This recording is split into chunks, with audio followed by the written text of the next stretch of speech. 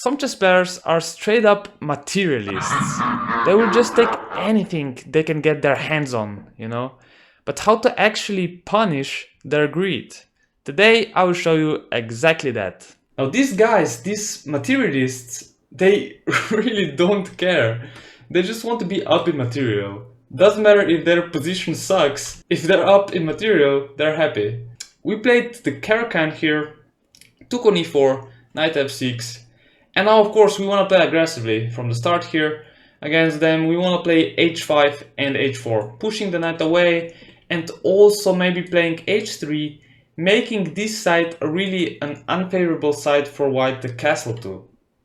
So here he played h3, we pushed him away, and now we can already know what white is thinking, because as we know, he's a materialistic type of player, and we know that his eyes are already shining because he sees this pawn here on h4, which is pretty weak, only defended by a rook.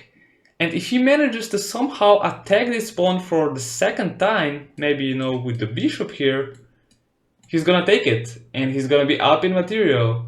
So we already know what he's going to plan to do, which is the funny thing, and we can already prepare against it. So let's see what I did. I developed my bishop, and after bishop to g5, of course, we knew he was gonna do that.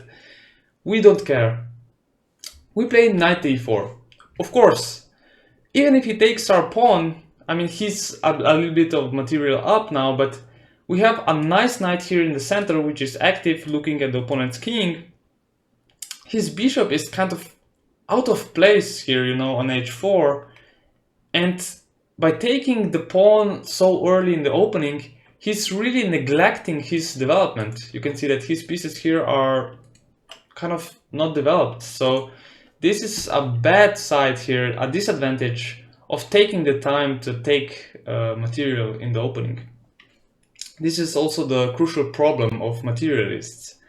So now we just have to activate somehow and use this time that he lost by taking the pawn. So how do we do that? We played queen to b6. Activating the queen, attacking the pawn on b2, so he kind of has to defend it. He played queen to b1, but now the queen has just left the king, and you know, that's one less defender of the king, so that's really nice for us. And we can already see that by moving our knight to e4, we also opened up our bishop here, which is looking at this d4 square, and if this pawn were to disappear somehow, we can see that this queen is looking here to this square on f2 as well as the knight. So we're really starting to get a bit dangerous here. So guys, if you want, please pause the video and try to figure out what we did in this position. We sacrificed the rook, of course. You know, sacrificing the exchange is really beautiful, and it really punishes these kind of materialists, which is pretty satisfying. So by doing that, we got rid of the bishop, which was protecting this f2 square, and we also drag away the knight from the defense of the king here.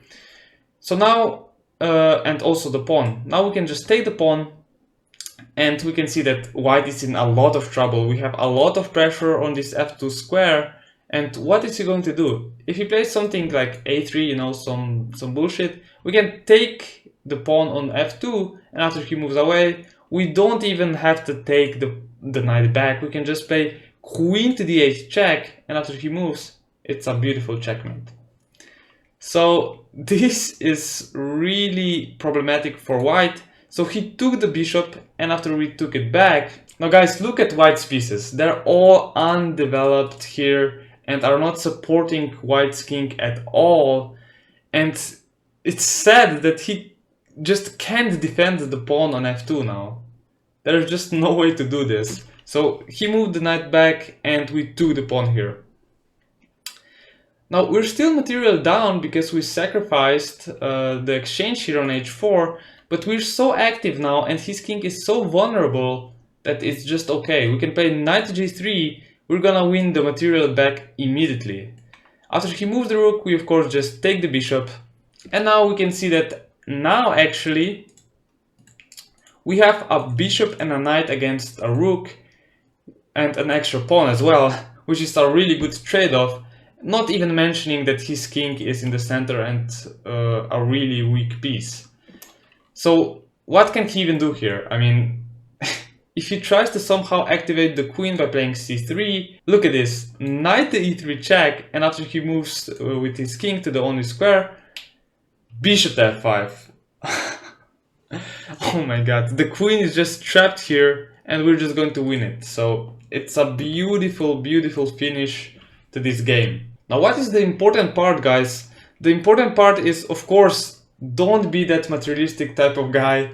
Don't go for these pawns in the opening, neglecting your own development, because you saw what happened. You know, you're just gonna get crushed with a lot of the activity from your opponent. So it usually doesn't make a lot of sense to go for the material straight from the opening while your king is still in the center. So guys, if you enjoyed this video, please like it, subscribe, and I'll see you guys in the next video.